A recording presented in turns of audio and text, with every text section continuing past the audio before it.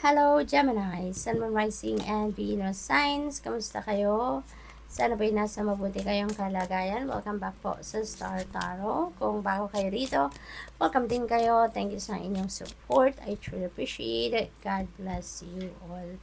Gemini, we have fly, a period of ill health and depression. Ayan. So, mag-iingat kayo ha, kasi baka nai-stress na po kayo sa ngayon. Maaaring hindi na, parang baka may imbalance, no, sa buhay ninyo sa ngayon. Kaya, hindi na ninyo, alam mo yun, hindi ninyo na ilalagay sa tamang kalagyan yung emotions ninyo, yung thoughts ninyo, yung gano'n, no? So, ingat po kayo.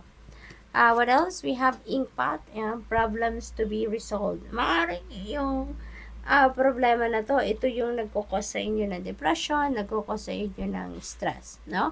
Kaya, try to be positive lang, Gemini. Always hope for the best possible outcome. Always remember that, yung mga problema na yan, lagi may solusyon. Hindi sa atin ibibigay ang isang problema kung hindi natin kayang solusyonan yan. Kaya, nandiyan yan because kaya nating harapin, kaya nating lusutan, kaya nating solusyonan. Okay? So, just focus on what is positive. Alright? So, we have wall, misunderstanding. So, mayroong mga misunderstanding dito si Gemini with someone, no? Baka yan ang isa sa mga pinoproblema ninyo. But rest assured, no, na lahat na pag-uusapan, no? So, kailangan lang siguro na magpalipas muna ng init ng ulo, pababain muna yung tension before you get back to it, okay? We have seahorse, family matters. Maaring related ito sa pamilya. Maaring yung hindi ninyo pagkakaintindihan with another person, maybe that is related to family, or baka with yung misunderstanding nito is with another family member, no? We have finger, warning you of a problem either now or in the near future. So, this could be related to this, no? Baka maaring hindi pa ito nangyayari, no?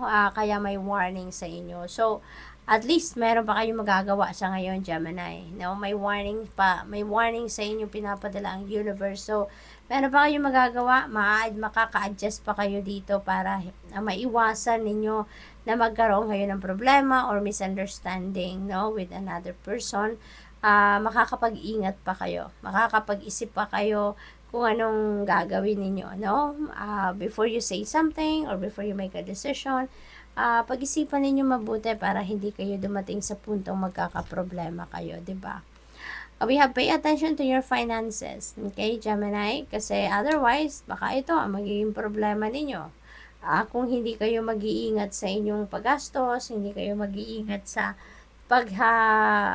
pag-handle ng inyong kaperahan, okay? So, you need to pay attention to your finances, alright? We have hammock, taking a vacation physically or mentally. Okay? So, Gemini, maaring kayo ay magbabakasyon, no? So, or maaring, matagal na ninyo itong binook na vacation na to, or baka yung vacation na to is something na kailangan ninyong gawin sa ngayon para, alam mo yun, makapag-reconnect uli kayo sa sarili ninyo, maibalik ninyo yung balansa sa buhay ninyo, yung ganon, ano? What else? We have will, indecisiveness, allowing your life to rumble aimlessly. Ayan, so siguro meron kayong hindi, tawag dito, hindi ninyo napapag-desisyonan, ano, Gemini. So, maybe then, baka related yan dito sa inyong mga misunderstanding, no, with someone, at hindi kayo makapag-desisyon ng tama, no, maaaring gano'n. So, siguro, you are in the middle of making a decision, ano ang gagawin ninyo dito, kaya siguro, you're hanging in there, no, nasa gitna lang kayo, hindi pa ninyo maisip, am I going to go left or right, diba? We have scissors, disappointment in some affair. Ayan, so merong for sure related ito dito, no, sa misunderstanding ninyo. Maaring kung sino man yan, na wala kayong pagkakaintindihan with that person, baka dyan kayo disappointed sa ngayon, ano, Gemini. What else? We have yoke, frustration, feeling tied down, ayan na nga. So, related ito dito. no? Related ito dito. Kaya maari yan ang pinoproblema ninyo. Kaya siguro kayo nagkaka-anxiety din because of that, no? What else? We have Dark Man. Baka ito yung subject, no, ng problema ninyo. Baka siya, si Dark Man siguro, yung may hindi kayo pagkakaintindihan. So, maaaring ito yung kapamilya ninyo, no, na baka mayroon kayong misunderstanding with him. We have Apple, temptation will test you. Kaya mayroong mga sitwasyon dito na siguro susubok sa iyong katatagan, susubok sa inyong tibay ng dibdib, no? Gemini. What else? We have target, a goal-oriented person. That could be you, Gemini. Baka pinapaalala lang sa inyo ng universe ngayon na Gemini, focus. You are a goal-oriented person. Remember, no?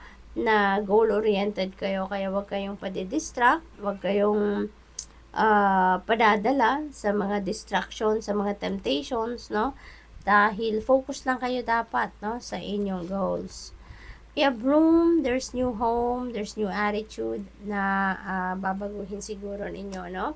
Maaari din na meron kayong maa-acquire na bagong bahay, bagong condo, or meron magre-relocate siguro kayo, mag-change kayo ng place of residence.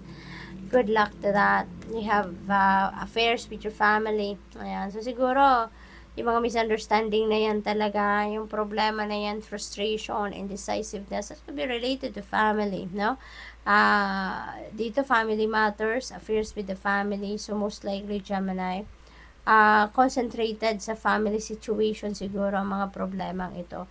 So, siguro may hindi kayo pagkakaintindihan with another family member, meron kayong mga pinagdidiskusyonan, kaya kayo apektado masyado, 'di ba? Nagkakaroon kayo ng depression, maybe because of the frustration ninyo sa ibang kapamilya, no? So, good luck. Thank you for watching. Love and light. Namaste.